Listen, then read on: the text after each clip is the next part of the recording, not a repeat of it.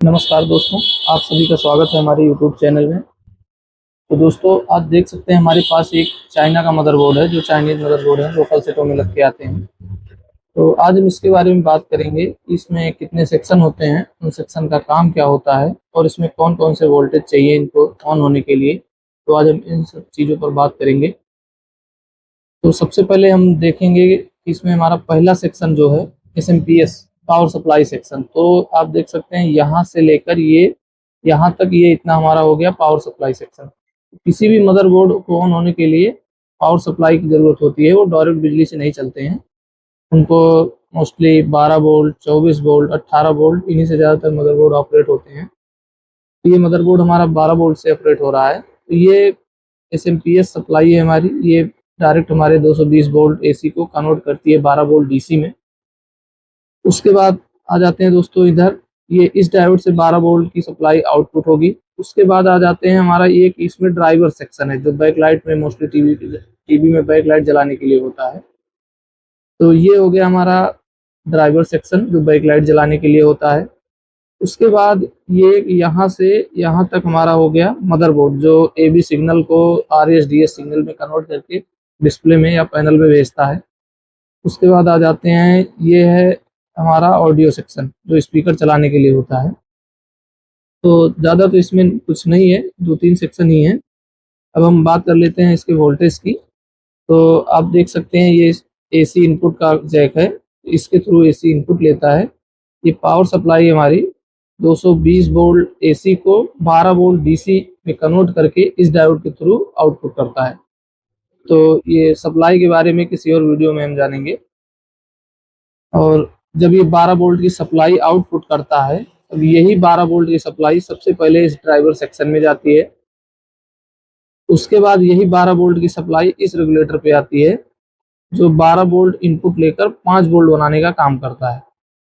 उसके बाद ये 5 वोल्ट की सप्लाई इस रेगुलेटर पे जाएगी, जो 1.2 की सप्लाई बनाएगा, जो इस प्रोसेसर की कोर सप्लाई होती है। जो ऑन होने के लिए रिक्वायरमेंट इसको होती है 1.2 की। जब ये 1.2 आपका नहीं बनेगा, तब आपका सेट डेड होगा या स्टैंड बाई में हो सकता है। 1.2 बनाने के बाद फिर यही 5 वोल्ट इस रेगुलेटर में जाएगा। इस 11-18 रेगुलेटर में ये एक कॉम्बो रेगुलेटर है, जो 3.3 और 1. दोनों दो रेगुलेटर हैं, दो इसमें वोल्टेज निकालते हैं। तो इस रेगुलेटर से एक सप्लाई आपकी निकलेगी 3.3, दूसरी 1.8। जब ये सेट ऑन होगा तब ये 1.8 इनेबल का काम करेगा।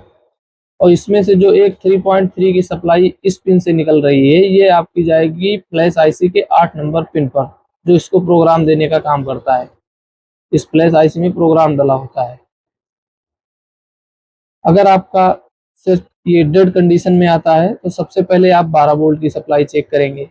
अगर आपका 12 वोल्ट नहीं बन रहा है, उस कंडीशन में आप पावर सप्लाई पे काम करेंगे।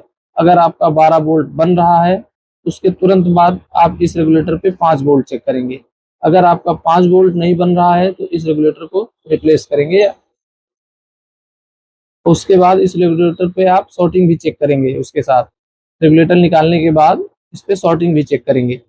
अगर ये आपका 5 वोल्ट बन रहा है, तब भी आपका सेट डेड कंडीशन में है, तो उसके बाद आप तुरंत इस कॉइल पे 1.2 की सप्लाई चेक करेंगे। अगर 1.2 की सप्लाई इस रेगुलेटर पे नहीं बन रही है, तो आप मीटर को कंटिन्यूटी पॉइंट पर रखकर इस पॉइंट पे आप 1.2 की कॉइल पर आप शॉर्टिंग चेक करेंगे। अगर शॉर्टिंग नहीं है आपकी, तो आप इस रेगुलेटर को रिप्लेस करेंगे। अगर आपकी ये 1.2 की सप्लाई भी बन रही है, उसके बाद आप 11-18 पर ये इन दोनों पिनों पर आप चेक करेंगे 3.3 की सप्लाई।